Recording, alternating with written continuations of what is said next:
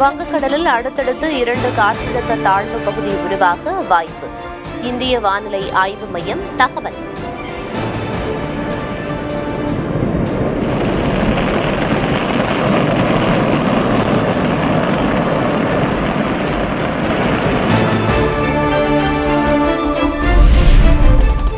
ராமநாதபுரம், சிவகங்கை உட்பட 6 மாவட்டங்களில் இன்று கனமழை. சென்னையில் மிதமான மழை பெய்யும் என வானிலை ஆய்வு மையம் கணிப்பு.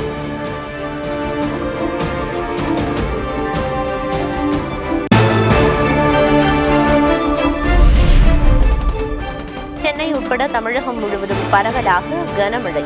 திருப்பத்தூர் மாவட்டம் ஜலகாம்பாறை அருவியில் ஆர்ப்பரிக்கும் வெள்ளம்.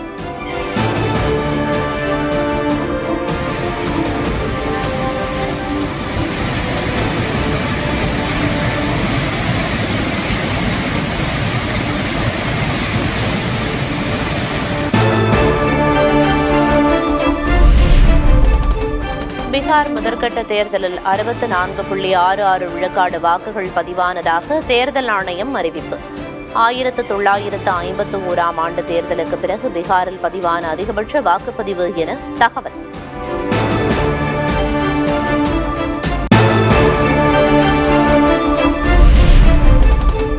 பீகாரில் துணை முதல்வர் விஜயகுமார் சின்ஹாவின் பாதுகாப்பு வாகனம் மீது தாக்குதல். வாக்குச்சாவடிக்கு சென்றபோது கற்கள், காலணிகள் வீச்சு.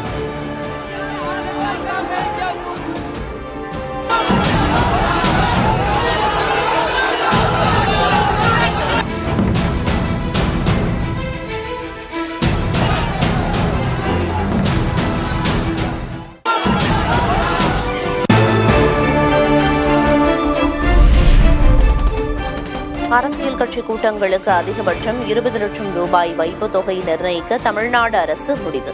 ஆட்சேபம் இருந்தால் கருத்து தெரிவிக்க அனைத்து கட்சி கூட்டத்தில் அறிவுறுத்தல்.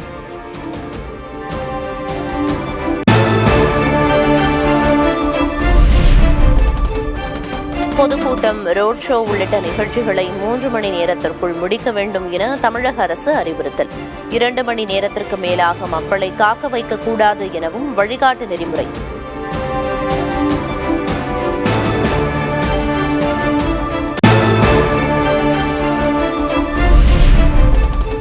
கோடநாட்டில் தேடப்பட்ட ஆவணங்கள் எல்லாம் போயஸ் தோட்ட இல்லத்தில்தான் இருந்தன.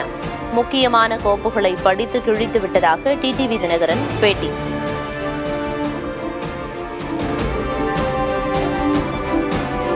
அம்மா கேட்டிருக்க ரிப்போர்ட் எல்லாம் போயஸ் கார்டன்ல இருக்கும். நான் நிறைய கிழிச்சு போட்டிருக்கேன். நானும் டாக்டர் வெங்கடேஷும் அம்மா ரூம்ல இருந்தாலும் கிழிச்சு போட்டேன். அது போல கொடநாட்டிலையும் இருக்குன்னு யாரோ போய் சொல்லியிருக்கான். இல்லை, எல்லாம் போயஸ் கார்டன்ல தான் இருந்துச்சு. அதெல்லாம் நாங்கள் அதுக்கு முன்னாடியே கிழிச்சு போட்டேன்.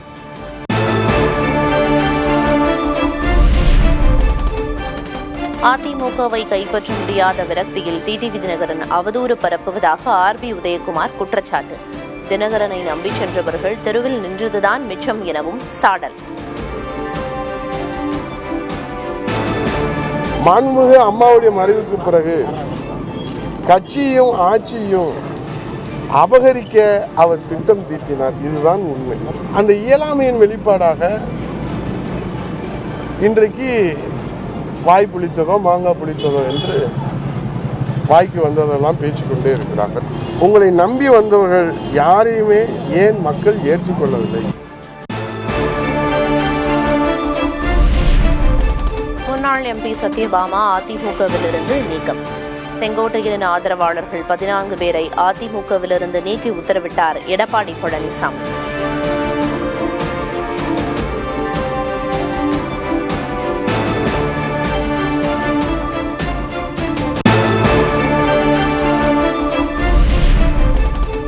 எஸ்ஐஆருக்கு எதிராக வரும் 11ஆம் தேதி மாநிலம் தழுவிய போராட்டம். திமுக தலைமையில் மதச்சார்பற்ற முற்போக்கு கூட்டணி கட்சிகள் அறிவிப்பு.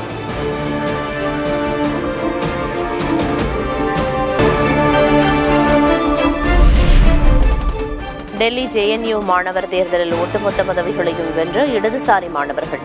தலைவராக அதிதி நிஷாவும் துணைத் தலைவராக கோபிகா பாபுவும் தேர்வு.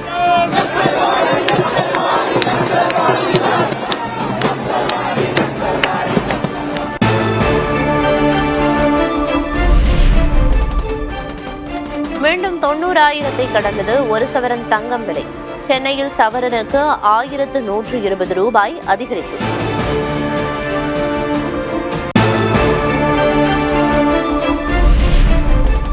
இந்திய கடற்படையில் இணைக்கப்பட்ட அதிநவீன INS இக்ஷாக் கப்பல் புதிய வழித்தடங்களை கண்டுபிடிக்க பேரிடர் மீட்புப் பணிகளில் உதவிகரமாக இருக்கும் என அறிவிப்பு.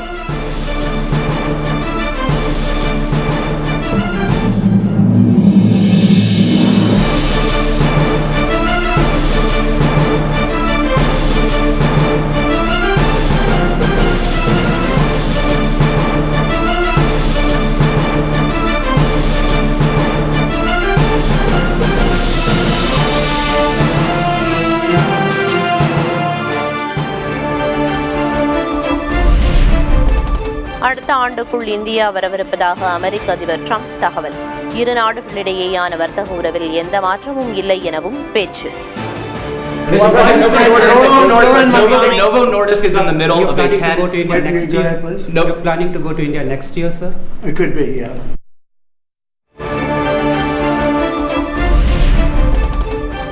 பிலிப்பைன்ஸை தொடர்ந்து வியட்நாமை தாக்கிய கல்மேகி சூறாவளி புயல்.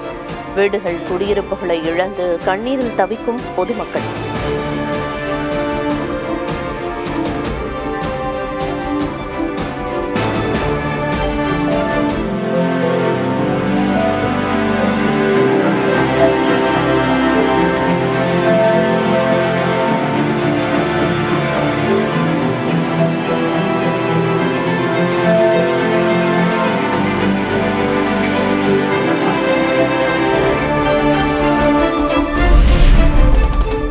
விஜயின் ஜனநாயகன் படத்தின் புதிய போஸ்டரை வெளியிட்டது படக்குழு.